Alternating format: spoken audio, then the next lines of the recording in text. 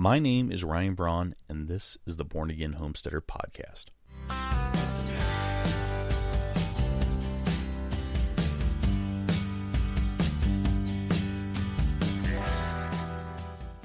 Hello and welcome to another episode of the Born Again Homesteader podcast, where we help you cut through the weeds as we grow our own self-sufficient life. I'm your host, Ryan Braun, and this is episode 2.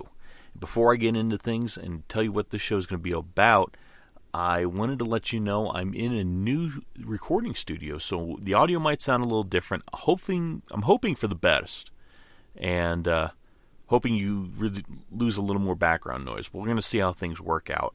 But my goodness, it's cold in here. I'm going to throw on a sweater. All right, so let's get into episode 2. And on this show, I wanted to give you a primer into self-reliance and self-sufficiency and how I feel that applies to homesteaders. Then I wanted to share how lessons learned in this area can help everyone from homesteaders, aspiring homesteaders like myself, and even backyard or apartment homesteaders. First, let's define the two terms. Self-reliance is commonly defined by Oxford dictionaries as reliance on one's own powers and resources rather than those of others. Self-sufficiency is defined as needing no outside help in satisfying one's basic needs, especially with regard to production of food. Well, those two terms seem pretty basic, don't they?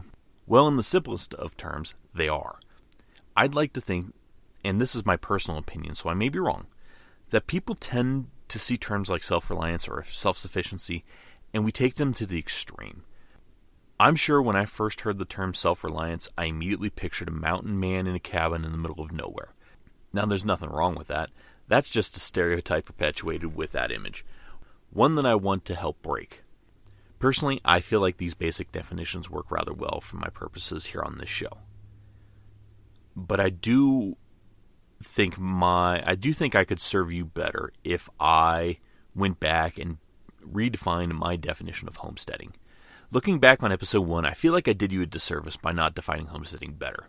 I gave you a history of the Homesteading Act, but I could have done a better job in that episode. So let me define it this way.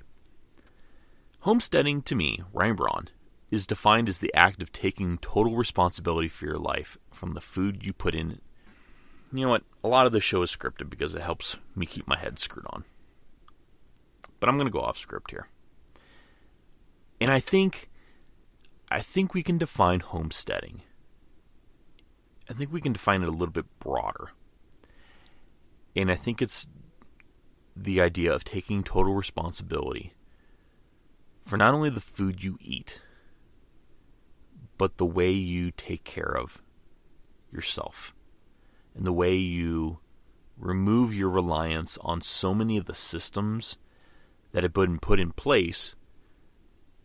And I know that can, just to the right group of people that, the system. No, we have systems in this country, in civilized society. Not even just this country. In civilized society, we have systems put in place to help. And they've been great. That's part of how we've been able to flourish. Having the electrical grid, having the water infrastructure systems. Sewers. My goodness, can you imagine if you didn't have a sewer? Or can you imagine what happens when your sewer stops working? There's nothing wrong with those systems. And they provide, and they're great. But there's something about having to do it yourself and having to supply your own power and having to supply your own food, having to supply the resources you need in order to replace a sewer. There's something about that is very, I find, fulfilling. And maybe that's weird to you, maybe it's not. And maybe that's part of why you're listening to this show. It's not weird for you. You like it too, and I would certainly hope so. And with that tangent, I want to get back on track just a little bit more. As I've said before, this show is part of my journey into homesteading. So I want to be able to showcase how homesteading can be as little or as fully involved as you want it to be. So far, my journey has included growing my own food through a garden and raising chickens. Now, I'm not growing all of my food. That's impossible. It's even more impossible when you live in Montana. So let's start with how the self-reliance and self-sufficiency concepts can apply, starting with the aspiring homesteaders and moving up towards property-owning homesteaders. So let's say you're an aspiring homesteader, someone who lives in an apartment so you don't have any outdoor space other than maybe a balcony. Yes, that limits your homesteading abilities, but that doesn't mean you can't raise your level of self-sufficiency. No matter how much or how little you do, every bit can aid in becoming more self-sufficient. I think some people, when they look at making life changes like that, they're trying to go all or nothing. And I feel that in most situations, you can't. It's too much, too fast, and you become overwhelmed, and then you end up quitting before you've even begun. You look at it and go, yeah, no, can't, you're overwhelmed, you go, can't do it. And then next thing you know, you're back to the daily grind, and you're wishing for something different. Well, you can make those little changes. You can make those little changes.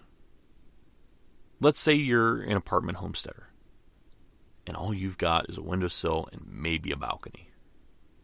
Take advantage of it. Grow herbs in your windowsill.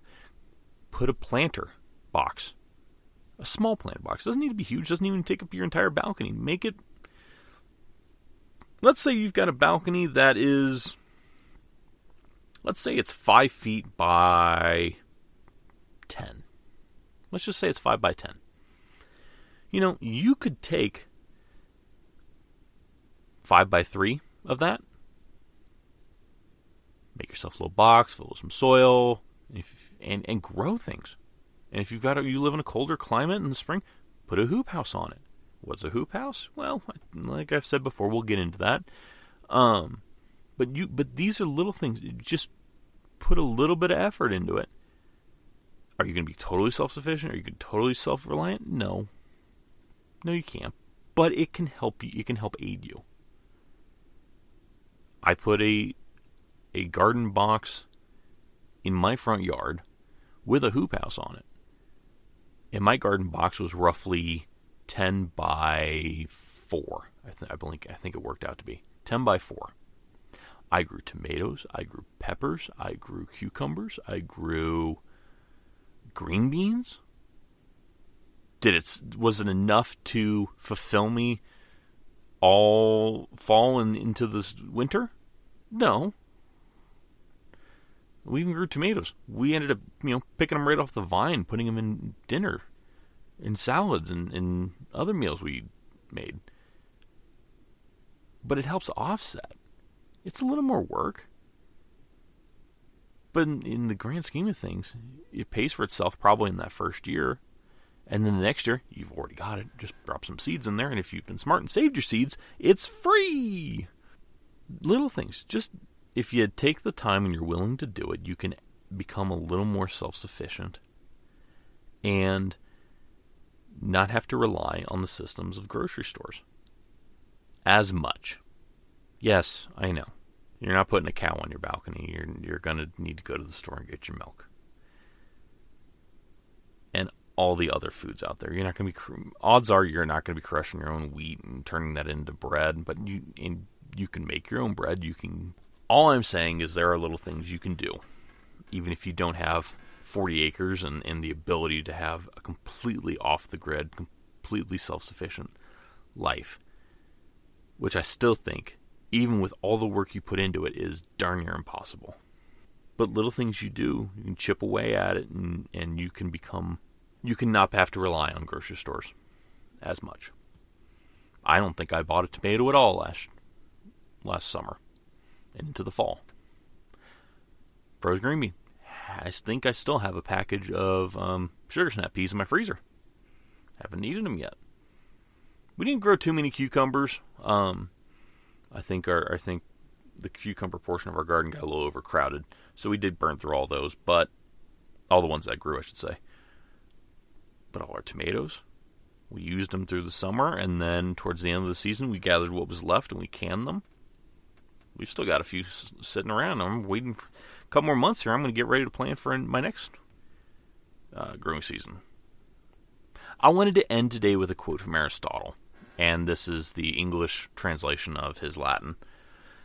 And it's about happiness. And it goes, quote, "Happiness, then, is found to be something perfect and self-sufficient, being the end to which our actions are directed." And tune into next week's episode where we will dive further into the homesteader's equivalent of the crazy cat lady, the chicken owner. So from my homestead to yours, good night and good luck.